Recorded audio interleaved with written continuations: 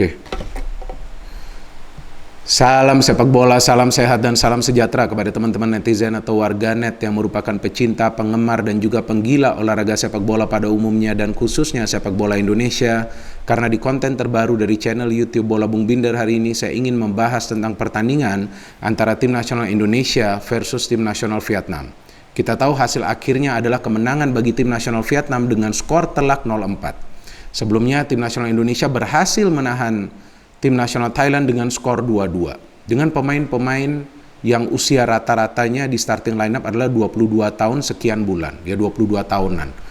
Jadi memang tentu sebelum pertandingan lawan Vietnam ini ya wajar jika kita juga berharap bahwa tim nasional Indonesia bisa kembali mendapatkan hasil akhir yang positif. Hasil akhir yang positif itu juga bukan berarti sebuah kemenangan. Karena tentu sulit menang lawan Vietnam ya teman-teman ya. Apalagi kalau kita melihat sepak terjang dari tim nasional Vietnam. Di grup G ini mereka belum terkalahkan. Memang mereka tidak banyak mencetak gol, tapi mereka bermain efektif dan pertahanan mereka sangat solid. Vietnam baru kemasukan 1 gol dari 6 kali bertanding. Itu pun gol yang dicetak oleh Irfan Bahdim. Pada saat memang di pertemuan pertama Vietnam bisa menang lawan tim nasional Indonesia dengan skor 1-3. Tapi yang uniknya dari 9 gol yang telah dihasilkan oleh tim nasional Vietnam, 7 diantaranya dicetak ke gawang tim nasional Indonesia. Lawan Thailand mereka tidak bisa mencetak gol dalam 2 pertandingan. Dan kemudian di pertandingan ini ya tentu kita berharap jangan sampai kalah telak. Ya kalau kalah pun mungkin dengan skor tipis. Saya sendiri memperkirakan bahwa Vietnam akan bisa menang tapi kemungkinan dengan skor tipis. Karena defense Indonesia ini tidak buruk juga di pertandingan lawan Thailand. Tidak banyak peluang yang bisa diciptakan oleh para pemain Thailand yang berbahaya ke arah gawang Nadio. Artinya blocking, intercept, tackling dari para pemain Indonesia itu rapi lawan Thailand. Dan mereka tidak banyak mendapatkan kartu kuning.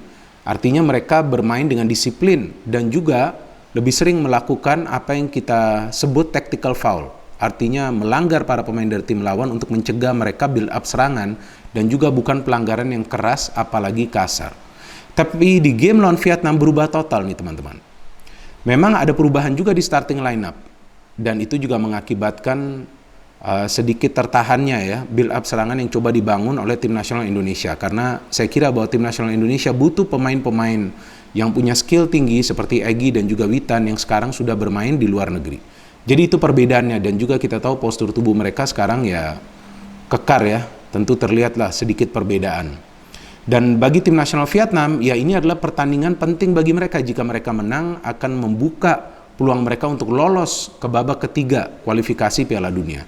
Sedangkan rival mereka Uni Emirat Arab juga tentu berharap agar nantinya lawan Indonesia mereka bisa menang. Kan final match Indonesia di grup ini nantinya lawan Uni Emirat Arab. Tapi secara keseluruhan, saya melihat bahwa Coach Shin Tae-yong ini mengambil resiko yang sangat besar. Ya, artinya dia memutuskan untuk melakukan perubahan yang sangat besar di skuad tim nasional Indonesia dengan mengandalkan mayoritas pemain-pemain muda. Tapi ini resiko yang saya kira sudah dikalkulasi karena ini adalah resiko untuk masa depan. Artinya memang yang dipikirkan oleh Coach Shin Tae-yong bagaimana membangun fondasi dari tim. Dan membangun fondasi dari tim itu tentu membutuhkan waktu dan akan ada trial dan dari trial tersebut akan ada error. Itu wajar. Seperti apa yang juga kita perhatikan pada saat Coach Luis Milla pertama kali menangani tim nasional Indonesia. Betul kan? Tim nasional Indonesia U23 banyak perubahan yang dia lakukan. Ada juga pertandingan-pertandingan di mana tim nasional Indonesia kalah, bahkan para netizen juga menuliskan tagar Milla out pada saat itu atau Luis Milla out. Tapi ternyata Luis Milla akhirnya bisa membenahi permainan dari tim nasional Indonesia, membuat mereka bermain dengan cara mengandalkan umpan-umpan pendek dan juga sepak bola menyerang. Sama juga sekarang seperti Coach Shin Tae-yong, tentu dia juga ingin tim nasional Indonesia bermain menyerang, bermain indah. Tapi kan poinnya dia perlu dulu membenahi sektor lemah di tim nasional Indonesia. Sektor lemah tersebut di mana? Ya itu di lini pertahanan. Kalau soal menyerang tuh memang dari segi menyerangan sebetulnya sebelum-sebelumnya juga para pemain tim nasional Indonesia bisa bagus saja menyerang. Tapi dalam urusan bertahan kan kita tahu sering kehilangan fokus dan konsentrasi apalagi menjelang pertandingan berakhir atau pada saat pertandingan baru saja dimulai teman-teman. Sebelum membahas jalannya pertandingan antara tim nasional Indonesia versus tim nasional Vietnam, tentu saya juga ingin membahas line up dari tim nasional Indonesia. Yang bermain kita melihat ya pilihan dari Coach Shin Tae-yong, Nadio, masih di posisi penjaga gawang, Arif Satria dan Rizky Ridho masih di posisi center back, duet juga di pertemuan lawan Thailand, dan kemudian Arhan bermain di back kiri dan juga Asnawi bermain di back kanan. Berarti dari defense dan juga goalkeeper tidak ada perubahan. Kemudian kita masuk ke tengah, ada Rahmat Irianto dan juga Syarian Abimanyu. Rahmat Irianto ini bermain menggantikan Kadek Agung yang bermain lawan Thailand. Kemudian Evan Dimas seperti biasa bermain, kapten tim, penting bagi Evan Dimas untuk bermain. Pemain yang punya jam terbang tinggi, yang sebelumnya juga pernah memperkuat tim nasional senior di era kepelatihan Simon McManamy. Kemudian ada Oswaldo Hai, ada juga Kusedia Haryudo, ada Yakob Sayuri. Ya, yang justru di sini saya perhatikan peran dari Yakob Sayuri dan juga Oswaldo Hai ini harus bagus kinerja mereka pada saat build up serangan, karena Kusedia Haryudo ini butuh feeding bola. Evan Dimas tentu kita tahu free roll, walaupun dia juga posisinya adalah attacking midfielder. Dan Pratama Arhan dan juga Asnawi perlu betul-betul waspada. Artinya pada saat mereka melakukan serangan, mereka juga perlu cepat turun ke posisi mereka, karena kan Vietnam juga mengandalkan permainan dari kedua sektor sayap. Dan itu mereka tunjukkan dalam pertandingan ini secara konsisten. Dan juga jika teman-teman perhatikan, sebetulnya di babak pertama para pemain Thailand tidak banyak, para pemain Vietnam tidak banyak menciptakan peluang. Ya wajarlah saya salah ya tadi, karena kan begadang nih, baru saja bangun, langsung saya membuat konten ini untuk kalian semua yang telah request. Oke, anyway, saya tidak melihat ada peluang yang berbahaya dari tim nasional Vietnam di babak pertama. Ya, berbahaya yang banyak. Ada satu dari luar kotak penalti, kemudian satu lagi yang memang bisa di-save oleh Nadio dari sudut yang sempit sebetulnya bagi para pemain Vietnam untuk mencoba melakukan shooting. Dan kemudian ada juga beberapa usaha dari para pemain Vietnam yang justru off target. Jadi sebetulnya dari cara bertahan tim nasional Indonesia ini sudah bagus, walaupun saya melihat mereka tidak tenang. Karena begitu banyak pelanggaran yang dilakukan oleh para pemain tim nasional Indonesia. Secara keseluruhan jika saya hitung, total ada 17 foul yang dilakukan oleh para pemain tim nasional Indonesia selama 90 menit jalannya pertandingan. Terutama di babak pertama begitu banyak foul. Ya, salah satu pemain yang mendapatkan kartu kuning adalah Rahmat Irianto yang menjadi defensive midfield untuk memfilter serangan dari para pemain tim nasional Vietnam. Maka itu dia banyak melakukan pelanggaran. Dan tampak sulit dia untuk bisa mengimbangi kecepatan dari para pemain Vietnam. Akhirnya baru dia dibantu oleh Syarian Abimanyu yang betul-betul fokus dalam urusan bertahan. Oswaldo Hai juga fokus dalam urusan bertahan. Yakob Sayuri juga membantu pertahanan. Jika semuanya membantu pertahanan, ya siapa yang akan bisa mampu melakukan build up serangan? Kan sulit. Memang Evan Dimas juga membantu lini tengah. Kusedia Haryudo juga membantu lini pertahanan. Jadi ini yang menyulitkan tim nasional Indonesia, bagaimana mereka bisa melakukan transisi dari bertahan ke menyerang. Jika hampir semua pemain dari tim nasional Indonesia ini fokus dalam bertahan. Ya betul sih, perlu bertahan karena mencegah Vietnam mencetak early goal. Tapi kan setelah itu juga perlu dipikirkan cara untuk build up serangan, dan itu tidak bisa dilakukan oleh tim nasional Indonesia. Kemudian di babak kedua, pada saat masuk babak kedua, memang wajar saja Coach Sintayong memainkan Egy dan juga Witan.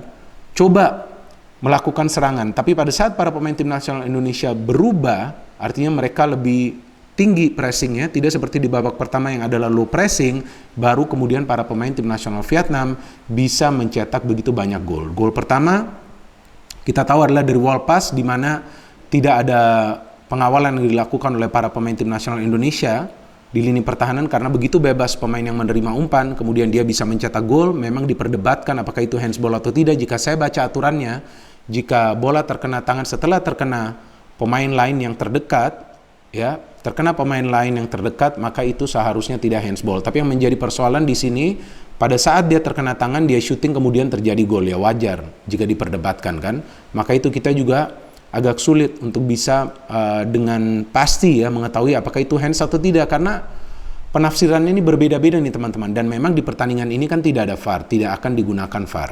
And then setelah itu, setelah Indonesia tertinggal, baru kita melihat bahwa para pemain Vietnam bermain lebih lepas lagi. Mereka bisa mencetak gol dari jarak jauh, mereka bisa mencetak gol dari corner, dan mereka bisa mencetak gol lagi dari tepi kotak penalti. Dan teman-teman perhatikan bahwa pressing dari para pemain Indonesia ini dari gol kedua, ya, kemudian juga gol keempat, dan juga dari corner, tidak ada pengawalan yang ketat untuk melakukan pressing tersebut. Sehingga para pemain Vietnam juga bisa dengan tenang, saya tidak katakan mudah, itu gol-gol yang sulit juga dari para pemain tim nasional Vietnam, tapi dengan tenang mereka bisa melepaskan tendangan atau juga melakukan sentuhan untuk menjebol gawang dari Nadio. Sering ada miskomunikasi juga antara Nadio dan juga lini pertahanan. Itu juga yang saya kira perlu dibenahi dengan segera, karena penjaga gawang juga perlu proteksi dari lini pertahanan.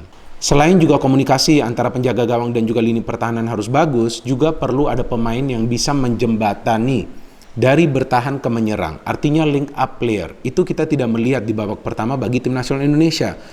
Kemudian di babak kedua saya melihat ada Egy, ada Witan. Ini dua pemain menjadi link up untuk ke lini depan. Jadi Evan Dimas lebih bebas lagi. Dan Kussedia Haryudo sayangnya tidak mendapatkan bola yang dia inginkan. Dan juga sulitnya bagi Kussedia juga untuk mencari free space. Ya karena dia juga berkonsentrasi untuk membantu pertahanan. Dia turun terus loh hingga ke lini tengah dan kemudian beberapa kali turun ke lini pertahanan. Jadi ya itu saya kira salah satu missing link ya yang perlu juga dicari oleh Coach Sintayong. Pemain yang bisa link up untuk membangun serangan. Egy is good ya, tapi kita tahu bahwa Egy kan bermainnya sedikit melebar. Kita perlu pemain yang bisa link up. Apakah pemain itu nanti muncul dari posisi defensive midfield seperti sebelumnya Evan Dimas bermain sebagai deep lying playmaker atau pemain lainnya. Nah itu yang kita perlu tunggu, dan kita juga perlu ingat bahwa tim nasional Indonesia ini belum full team. Masih ada banyak pemain yang belum bisa tampil, masih ada banyak pemain yang saya kira nantinya akan dipanggil.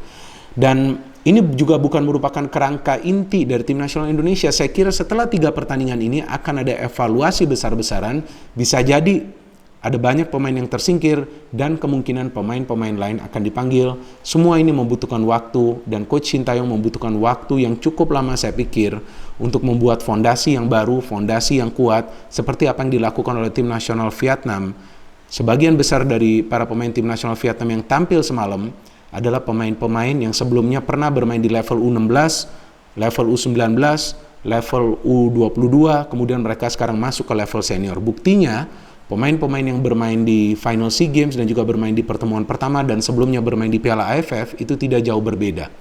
Jadi ya mereka sudah biasa bermain secara bersamaan, kekompakan mereka terlihat lebih baik daripada para pemain tim nasional Indonesia yang sebagian besar baru mendapatkan kesempatan tampil di level tertinggi sepak bola ya. Jadi itu sangat perlu kita pahami. Jadi jangan sampai kita mengkritik tanpa juga kita tahu latar belakangnya. So Coach Sintayong needs more time, mungkin tahunan seperti yang telah saya jelaskan sebelumnya.